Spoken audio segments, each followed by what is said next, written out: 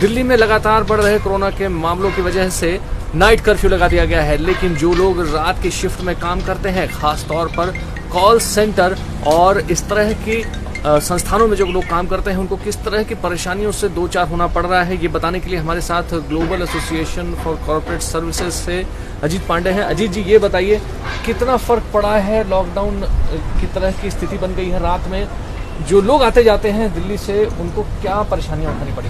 देखिए, अभी जो नाइट कर्फ्यू लगाया है दिल्ली गवर्नमेंट ने, ये बहुत चैलेंजिंग है, क्योंकि कोरोना के बाद लोग ऑफिस आना शुरू हो गए।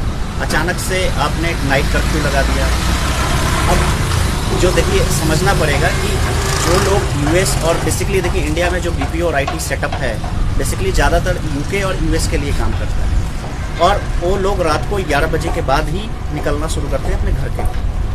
इस केस में ऐसे कर्फ्यू में वो लोग कैसे जाएंगे और कैसे आएंगे, सबसे बड़ी समस्या ये है। इस केस में सरकार को एटलीस्ट बीपीओ, आईटी और जो इंडस्ट्री है उसको रियायत देनी चाहिए इमीडिएटली, कि लोग एटलीस्ट काम पे आना जारी रखें, क्योंकि देखिए जब लोग ऑफिस आएंगे तभी चीज़ें ठीक होंगी, इकॉनमी का भी ठीक होगा। दूसरी बात, सरकार ये कर्फ्यू सॉल्यूशन नहीं है।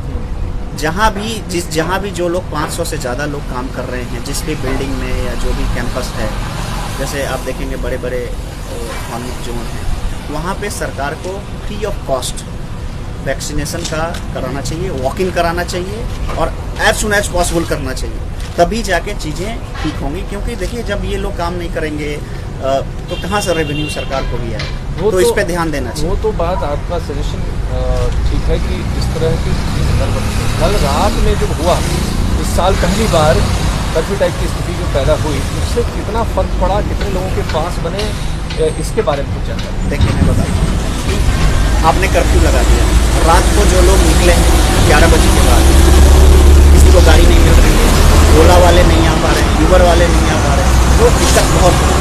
दूसरे पास का सिस्टम आप देखें, आप दिल्ली गवर्नमेंट के आप एप्लीकेशन पे जाइए, इतना आसान नहीं है वहाँ से पास को मिलना, दुनिया भर की फॉर्मेलिटीज़ है, और स्ट्रेट अवे मैं बोल रहा हूँ पास की ज़रूरत नहीं है। आप इनको आप रियायत दीजिए कंप्लीट की you can go to work, आपको करना ही पड़ेगा, अदरवाइज सिचुएशन ठीक नहीं है। और वैक्सीनेशन तो आप फ्री ऑफ कॉस्ट करवाइए ऐसे कैंपस। दिल्ली में ऐसे कितने आप एक अनुमान बता सकते हैं कि ऐसे कितने लोग रहते हैं दिल्ली में, कितने ऐसे कर्मचारी एम्प्लॉयज रहते हैं जो टीपीओज केपीओज में काम करते हैं, जिनके लिए गुड़गांव से, फरीदाबाद से, नोएडा से, एसपीओ से कैब चलती है?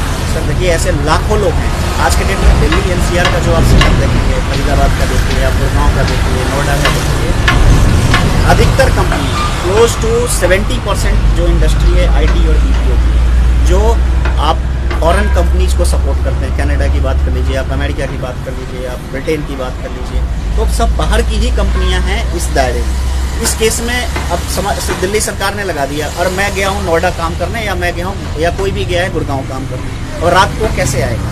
बॉर्डर पे इतनी पुलिस चेक कर रही है, तो इस केस में ये बिल्कुल गलत निर्णय है। ये सब बहुत खराब निर्णय है। तो आईटी बीपीओ सेक्टर को रियायत की मांग उठ रही है। रात की शिफ्ट में जो लोग काम करते हैं, उनको न सिर्फ साधन मिलने में दिक्कत हो रही है, बल्कि साथ ही सारी दुकानें बंद होने की वजह से उनको काफ़ी परेशानियां उठानी पड़ रही हैं। अभिषेक आनंद, दिल्ली, आज तक।